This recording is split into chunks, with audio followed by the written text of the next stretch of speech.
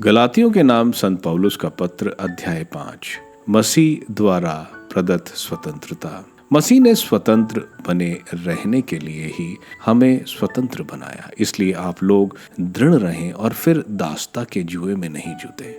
मैं पौलुस आप लोगों से यह कहता हूँ, यदि आप खतना कराएंगे तो आपको मसीह से कोई लाभ नहीं होगा। मैं खतना कराने वाले हर एक व्यक्ति से फिर कहता हूँ कि उसे समस्त संहिता का पालन करना है। यदि आप अपनी धार्मिकता के लिए संहिता पर निर्भर रहना चाहते हैं तो आपने मसीह से अपना संबंध तोड़ लिया और ईश्वर की कृपा को खो दिया है। हम तो उस धार्मिकता और तीव्र अभिलाषा करते हैं जो विश्वास पर आधारित है और आत्मा द्वारा प्राप्त होती है। यदि हम ईसा मसीह में संयुक्त हैं तो ना खतने का कोई महत्व है, ना उसके अभाव का। महत्व विश्वास का है जो प्रेम से अनुप्रेरित है।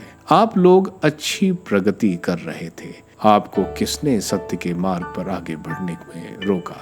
उस व्यक्ति ने जो भी तर्क दिया हो वह तर्क ईश्वर की ओर से नहीं आया जो आप लोगों को बुलाता है। याद रखें, थोड़ा सा खमीर सारे सने हुए आटे को खमीर बना देता है। मुझे प्रभु में आप लोगों पर यह भरोसा है कि आप विचलित नहीं होंगे। जो व्यक्ति आप लोगों में अशांति करता है वह चाहे जो भी हो ईश्वर का दंड भोगेगा। भाइयों, यदि मैं आप तक खतने का प्रचार करता तो मुझ पर अब तक अत्याचार क्यों किया जा रहा है?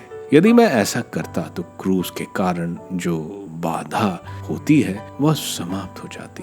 अच्छा यही होता कि जो लोग आप में अशांति उत्पन्न करते हैं वह अपने को नपुंसक बना लेते। भातृ प्रेम का महत्व। भाइयों, आप जानते हैं कि आप लोग स्वतंत्र होने के लिए बुलाए गए हैं। आप सावधान रहें, नहीं तो वह स्वतंत्रता भोग विलास का कारण बन जाएगी। आप लोग प्रेम से एक दूसरे की सेवा करें, क्योंकि एक ही आज्ञा में समस्त संहिता निहित है और वह ये है, अपने पड़ोसी को अपने समान प्यार करो। यदि आप लोग एक दूसरे को काटने और फाड़ डालने की चेष्टा करेंगे तो सावधान रहें, कहीं ऐसा ना हो कि आप एक दूसरे का सर्वनाश करें। आत्मा और शरीर एक दूसरे के विरोधी हैं। मैं यह कहना चाहता हूँ, आप लोग आत्मा की प्रेरणा के अनुसार चलेंगे तो शरीर की वासनाओं को तृप्त नहीं करेंगे। शरीर तो आत्मा के विरुद्ध इच्छा करता है और आत्मा शरीर के विरुद्ध। ये दोनों एक दूसरे के विरोधी हैं, इसलिए आप जो चाहते हैं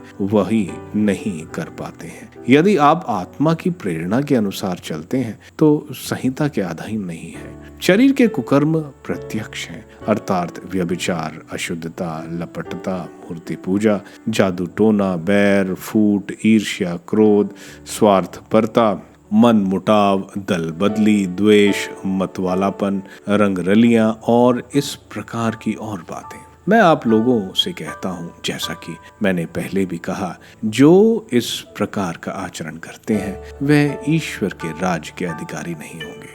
परंतु आत्मा का फल है प्रेम, आनंद, शांति, सहनशीलता, मिलनसारिता, दयालुता, ईमानदारी, सौम्यता और संयम। इसके विरुद्ध कोई विधि नहीं है। जो लोग ईसा मसीह के हैं उन्होंने वासनाओं तथा कामनाओं सहित अपने शरीर को क्रूस पर चढ़ा दिया है। यदि हमें आत्मा द्वारा जीवन प्राप्त हो गया है तो हम आत्मा के अनुरूप जीवन बिताएं। मनुष्य जो बोता है वही लुनाता है। हम मिथ्याभिमानी ना बने, एक दूसरे को ना छेड़ें और एक दूसरे से ईर्ष्या ना करें।